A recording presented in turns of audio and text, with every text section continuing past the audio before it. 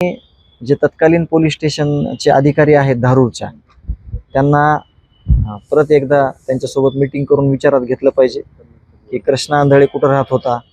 कारण तो या गुन्ह्याच्या अगोदर पण एकदा फरार होता आणि कागदोपत्री फरार असताना तो पोलीस त्याचा वावरच सगळ्या पोलिसांसोबत होता. त्यामुळे त्या अधिकाऱ्यांना एकदा माहिती घेऊन हे जनतेला पण कळवलं पाहिजे की तो म्हणजे कशा पद्धतीने फरार असताना राहत होता आणि आता कुठं गेलाय त्याची आयडिया देखील त्यांना असण्याची शक्यता आहे.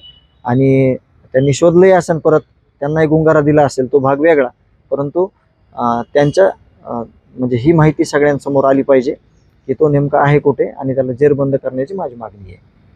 नाही, CID सुद्धा याच्यात बक्षीस जाहीर केलेलं आहे. बीड पोलिसने बक्षीस जाहीर केलं होतं आणि त्याच्यामध्ये सुद्धा त्याला कुठं त्याचा सुगावा लागलेला नाही. म्हणूनच मी परत त्या स्टेपला जातोय.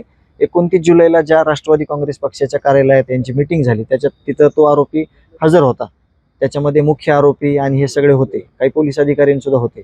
मग त्या संदर्भात एक प्रेस घेऊन बीड पोलिसनं हे म्हणजे सांगितलं पाहिजे सगळ्यांना की नेमकं त्याचा अगोदरचा वावर कसा होता आणि त्याच्यानंतर मग तो म्हणजे त्यांनी कुठं सापळा लावला होता, कुठून तो निसटला, हे सगळ्या गोष्टी समोर आल्या पाहिजे. आम्ही फक्त मागणी करू शकतो की त्याला जेरबंद करा आणि पुढील शिक्षेस म्हणजे त्याला पुढील शिक्षा झाली पाहिजे. मी एवढं सांगू शकतो.